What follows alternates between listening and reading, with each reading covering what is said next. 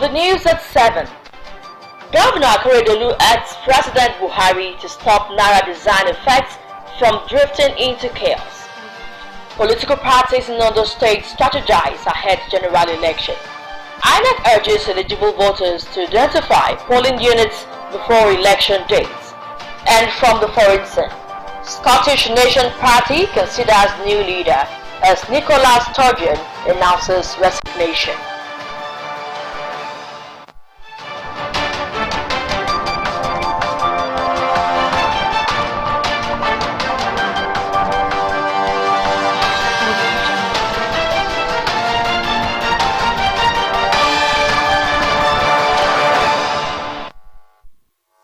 Good evening and thank you for joining us on the news tonight. My name is Timilen Falade. Following the crisis that has rocked the country engendered by the policy of the Central Bank of Nigeria to redesign some Naira notes, Governor Oluwarotimi Akeredolu has charged President Muhammadu Buhari to take decisive action to forestall the increasing gale of violence sweeping through the country. The governor, in a statement, also urged the country's leaders to genuinely speak out with a view to preferring solutions to the problem. Governor Akeredolu noted that while there is no one contending with the statutory functions of the Central Bank of Nigeria, there is an error of judgment on the implementation of the policy by the Apex Bank. According to him, the effect of the Naira redesign has compelled the whole country to groan immeasurably and brought about pervasive discontent in the country. Governor Akeredolu frowned at the extension of the validity of only the old 200 Naira notes, which is said makes up only 7% of the currency in circulation, noting that the counsel to President Muhammadu Buhari that 1,500 Naira notes should no longer be legal tender is clearly misrepresented and deliberate. He called on the president to allow both the old and new notes coexist until normalcy returns to the country, adding that it will be a fitting and passing gift for the people of the country. In the meantime, 10 states have asked the Supreme Court to set aside the pronouncement of President Muhammadu Buhari banning old 500 and 1,000 Naira notes. The governors, through the council, Owonikoko, wants the Apex Court to declare the president's directives in his Thursday's broadcast as unconstitutional. The plaintiffs in the suit are the Attorneys General AGS of Kaduna, Kogi, Zamfara, Ondo, Ekiti, Katsina, Ogun, Cross River, Sokoto, and Lagos State, while the defendants are the Attorney General of the Federation, Abubakar Malami SAN, as well as the AGS of Bayelsa and Edo States. The plaintiffs, in a 12 grounds application, argued that Buhari's directive extending the validity of old 200 Naira notes for 60 days and his ban on old 500 and 1,000 Naira notes are unconstitutional overreach and usurpation of the judicial power of the Supreme Court, being that the case is already before the court. The Central Bank of Nigeria (CBN) had extended the deadline for the swap of old 200, 500 and 1,000 Naira from January 31 to February 10, following complaints by many Nigerians. But the Supreme Court, after an initial suit filed by the 10 states, held that the federal government, the CBN, commercial banks must not continue with the February 10 deadline pending the determination of a notice in respect of the issue on February 22nd. Now the Nigeria Police Force NPF has warned against this divisive comments as Nigerians battle a cash crunch in the country. The Nigeria Police Force, in a statement that spokesman Olumuyiwa Adejobi said it has deemed it necessary to caution groups and individuals against divisive comments and utterances capable of eating up a polity and triggering a crisis in the nation.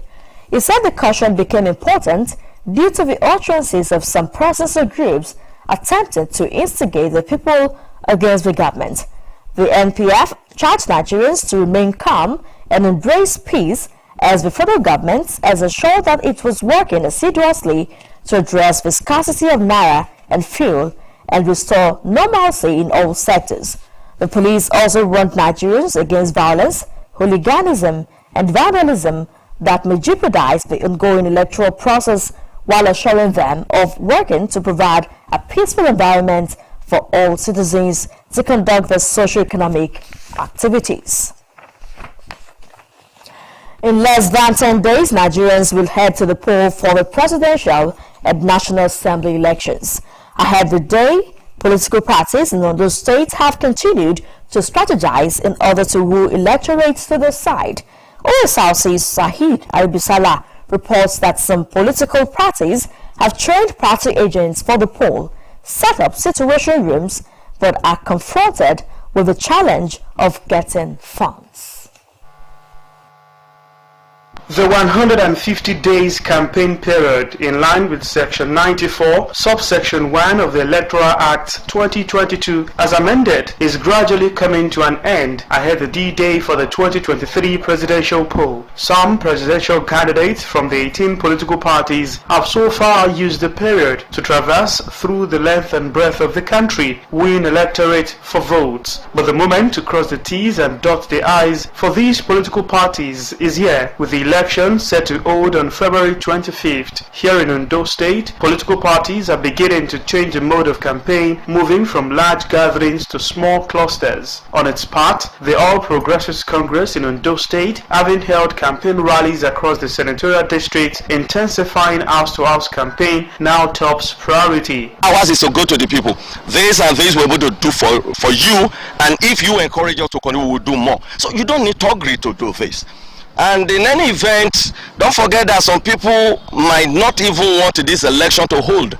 So if you encourage Togri, if you promote it, you must well be playing to the hands of such set of people. The Ondo State chapter of the People's Democratic Party, PDP, says it has trained over 3,000 party agents and set up a situation room to monitor proceedings on election day. At the level of party leaders, we have also told them to security conscious and at the same time ensure that these elections are not marred with some kind of violence, and even at the highest level of provocation, people must maintain their cool to ensure that this process is not truncated. The African Action Congress is strengthening capacity of some electorates in order to curb the spate of vote buying. We are going to set out, a monitoring agent to look into where votes, are being bought, so that we can make this thing formal to both the security agencies and the electoral officers, because it's against the spirit of the Electoral Act. So vote. Commenting on the preparation of political parties across board, the Inter-Party Advisory Council, IPAC, in Ondo State laments the effect of the naira scarcity on the ability of political parties to carry out their mandate. There's no money anywhere. So it's a big challenge for our political party. It's not my own political party alone. For all political parties in Nigeria, if there is no money, you cannot move your party agent to the field, to the polling unit on the day of election. So we are begging the federal government to, especially in the governor of CBN, to direct the commercial bank to be releasing the money to the people, so that we have money, we will access to our money to mobilize our people. The 2023 Presidential and National Assembly election is due for February 25th, while the Governorship and State House of Assembly election is scheduled to hold on March the 11th. Sahid Aribisala, Osrc News. And still on electoral matters, the All Progressives Congress APC in Ondo State says it will appeal a court judgment disqualifying the candidates of the All Progressives Congress APC for Akoko Southeast and Southwest Federal Constituency, Brigadier Farati, for the February 25, 2023 general elections. The party, while expressing concern over the development, says it had directed its lawyers to file a stay of execution of the judgment. The chairman of APC in the state, Ade Adetime, in a statement, said the party will challenge the judgment at the appeal court with a view to securing a favorable judgment, and called on members of the party and residents of the federal constituency to stay calm and allow peace to reign. Now, the Court of Appeal Abuja has dismissed an appeal filed by former Minister of State for Education Chukwuemeka Nwajiba seeking to disqualify Bola Tinubu of the All Progressives Congress APC and Atiku Abubakar of the People's Democratic Party PDP as presidential candidates of their political parties.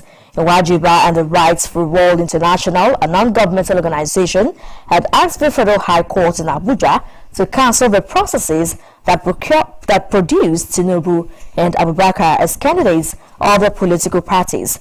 Handling the suit before him, Justice Inya Eko of the Federal High Court dismissed it on the grounds that the plaintiffs lack the legal rights to file the suit.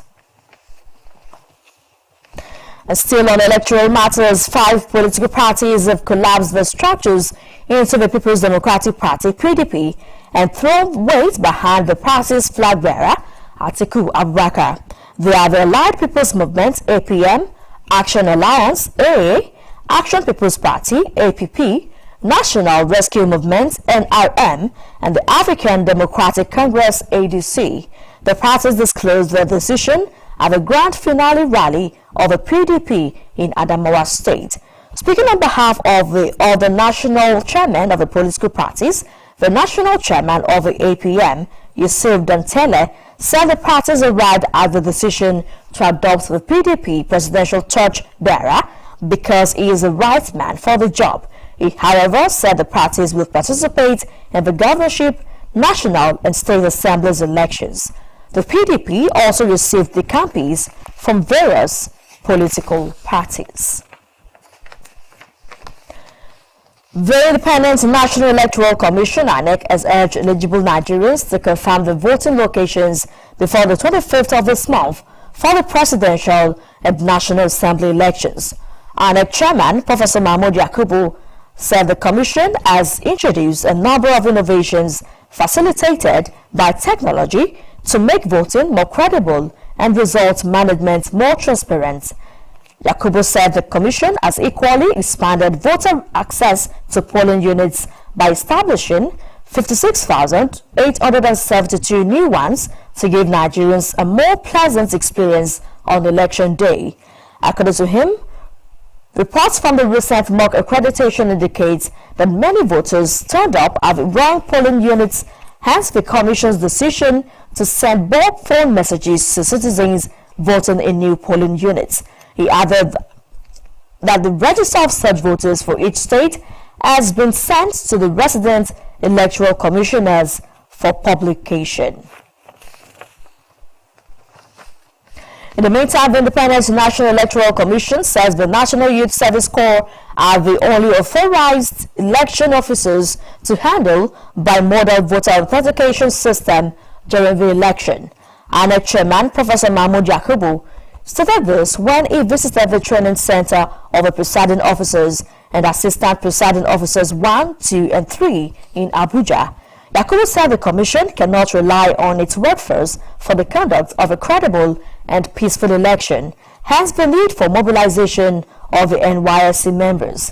The INEC Chairman tasked the Corps members to be loyal to Nigerians and to Nigeria and Nigerians and not political parties, adding that on no account should they leave the BVAs in the custody of another.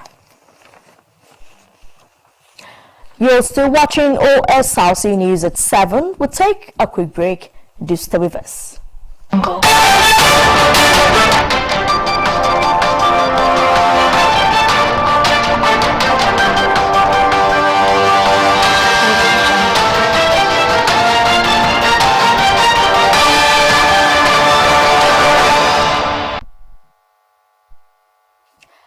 Glad to have you back. You can watch us live on our website www.osrc.ng or follow us on Facebook Osrc TV Ondo, and on YouTube you can subscribe to our channel Osrc TV Ondo. Officials of the Ondo State Local Government Service Commission have been charged on professionalism while discharging their duties. The chairman, Local Government Service Commission, Femi Idris, gave the charge during a one-day capacity building workshop for general duty officers, account officers, confidential secretaries, and personal assistants in the Commission. The theme for the capacity training workshop is Effective Performance Techniques. Joy Pius has more. In continuation of its training for officials, the Ondo State Local Government Service Commission has engaged general duties officers, account officers, confidential secretaries, and personal assistants in a one-day capacity building workshop in Akure. The Permanent Secretary, Local Government Service Commission, Adenike Ogunshola, stated that the workshop is aimed at instilling in the officials modern job techniques towards efficient service delivery. One of the cardinal objectives of the Commission is the training and retraining of our workforce for optimal performance while rendering an efficient and effective service to the people of the state. And in our quest and determination to make this objective a reality, we have resolved not to rely on this responsibility. In his keynote address, the chairman, Local Government Service Commission, Femi Idris, while urging participants to leverage on the opportunity provided, said the essence of the training is to meet up with the demands of the present administration at the Local Government Service Commission by enhancing the productivity of the entire workforce. This training is expected to broaden your knowledge and equip you with strategies and techniques to becoming successful leaders as well as exceptional managers in your respective duty posts. Taking participants on time management as a tool for effective job performance, Mr. Fesi Olabode urged attendees to give their best in justifying why they are being paid by improving on themselves. You don't put all your time into something that will give you less profit. So if you are in a place of work and you know that you are getting a reward from what you want to do, the one that gives you the best of the reward, I think you will pay attention to it. Yes. If you are in a place of work, you are not going to be making any, because noise will never give you reward. For participants, their knowledge have been enhanced on the appropriate skills needed to excel in their professional responsibilities. The idea of working and people distracting my attention, I will close my eyes against that, and that one will definitely move my work and the organization I'm working with forward. It makes me to understand more about what to do in my schedule and at a time of which I shouldn't be wasting time on my duties. The training workshop is part of a series of programs organized concurrently by the Ondo State Local Government Service Commission in accordance to the rules governing the Commission, which is continual training and retraining of staff to keep them abreast with modern trend for development. Joy Pius, OSRC News. And now to some stories on security. Traditional rulers from the southern part of Osrc local government area of Ondo State have called for the deployment of more security personnel to the area and the establishment of a forward operational base due to its strategic position. In a communique at the end of the meeting in Ute, they also requested that standard police divisions be created in the community and provisions of effective patrol units be made in the area.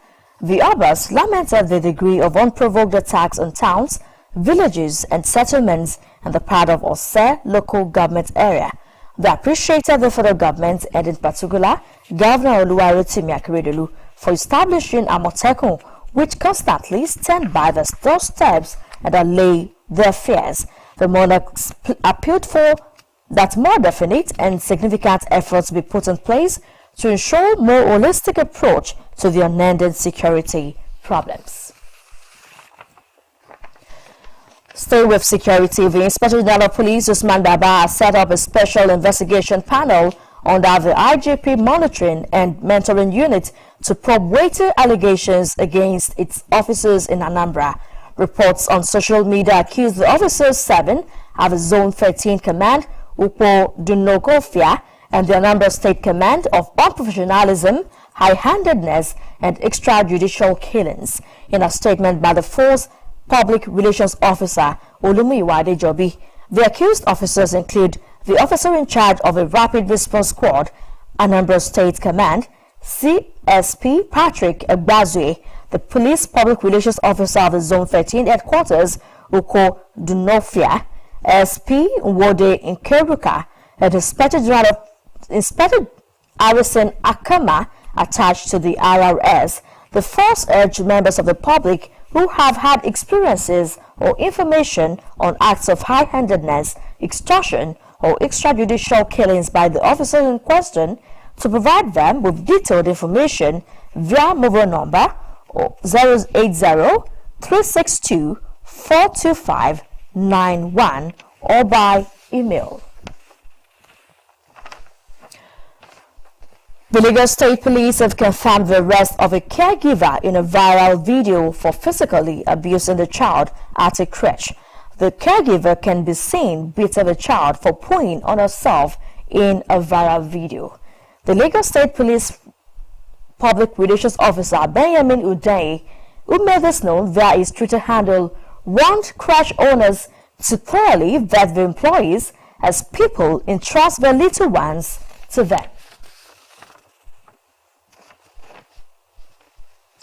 And to this one on natural disaster, the Minister of Water Resources, Suleiman Adamu, has advised Nigerians to get prepared as 178 local councils in 32 states, including the Federal Capital Territory, FCT Abuja, would experience heavy flooding this year.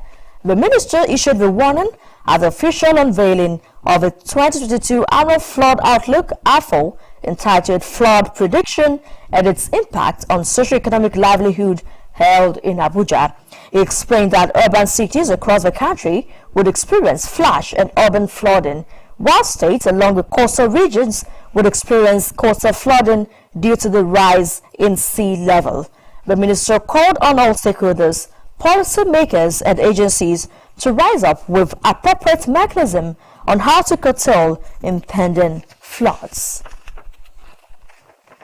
The National Broadcasting Commission (NBC) has given 30 days to foreign broadcasters who have offices in Nigeria and beam their signals into the country to register or risk being disconnected.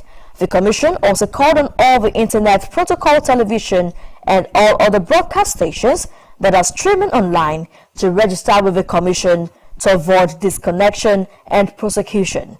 The Director General of NBC, Malam Balarabe Ileila, gave the warning while handing over provisional licenses to 67 newly approved licenses in Abuja, said broadcasters should note that having a digital terrestrial television (DTT) or FM license does not warrant a broadcaster to stream online, as there are two different licenses. Ilela assured that NBC is determined to collaborate security agencies to clamp down on illegal broadcasters in the country, and reminded licensees that are yet to pay their standing debts to hurriedly pay or have their licenses revoked for illegal broadcasting. And now to the foreign scene, the surprise resignation of Scotland's First Minister, Nicola Sturgeon, has thrown her SNP party and its push for Scottish independence into turmoil. The country is now waiting for its governing party to choose a replacement. They will have much work to do if they are to keep the SNP's dream of an independent Scotland alive. Odwaya Sawyer reports. For years, Nicola Sturgeon seemed as solid as Osrc, the ancient volcano that towers over Edinburgh, but political and geological eras both end. Osrc stopped erupting 340 million years ago. Sturgeon's power disappeared with a resignation announcement last Wednesday. Good morning, everyone. So the Scottish National Party is now looking for a new leader and a new path. They are now in a state of flux, and the key question for them is, what do you do about independence? What's the independence strategy? Andy McKeever is a political analyst who watches Scottish politics closely. It comes back to the decision that the UK Supreme Court made at the back end of last year, where they said the Scottish Parliament did not have the power to hold a referendum by itself. Nicola Sturgeon's answer to that question was what she called the de facto referendum. In other words, she would take a national election like the general election that we expect next year, and she would turn that into a vote on independence. But many in the SNP saw this as too risky, and it looks like the tactic is now dead in the water. A special party conference where Sturgeon would have argued for it has been called off for now. Appetite for an imminent rerun of the 2014 referendum is failing, and recent polls suggest pro-independence has a minority view once again. Nicola Sturgeon's exit may further erode support. I hope it doesn't. Why? Because I want independence. You want independence? Yeah. So, what are your hopes and fears for who's next and what they can do? I don't know, it's come as quite a shock. Her last mistake will put back the cause for independence, because it's never been more than 50%. The don't knows, many of them will, I think, vote to stay in the Union, because, we've lost the European Union and probably don't want to lose the longest union in the world. Whoever is next will have to reinvigorate the independence cause and fend off opposition parties sensing an opportunity. The race for a new SNP leader and Scottish First Minister doesn't yet have a clear frontrunner. Candidates have until Friday to enter, and then it's a 6-week contest with the members having until the end of March to make their choice. A choice that will usher in a new political age for Scotland. Odunayo Sawyer, Osrc News. And now to sports. 16-year-old student of Ijakpo High School, Akure Gbenga Ezekiel, has shot Ondo State into the record books, becoming the first Nigerian and African holder of Guinness World Record in rope skipping. Gbenga Ezekiel successfully erased Rasim Islam of Bangladesh's record of 262 skips a minute to set a new Guinness World Record with 265 skips on 1 foot. OSR says Gbenga Oluwajano beams a searchlight of a young star who doubles as the only African rope skipper to hold Guinness World Record in the event. Little did 16-year-old Gbenga Ezekiel 165 skips on 1 foot.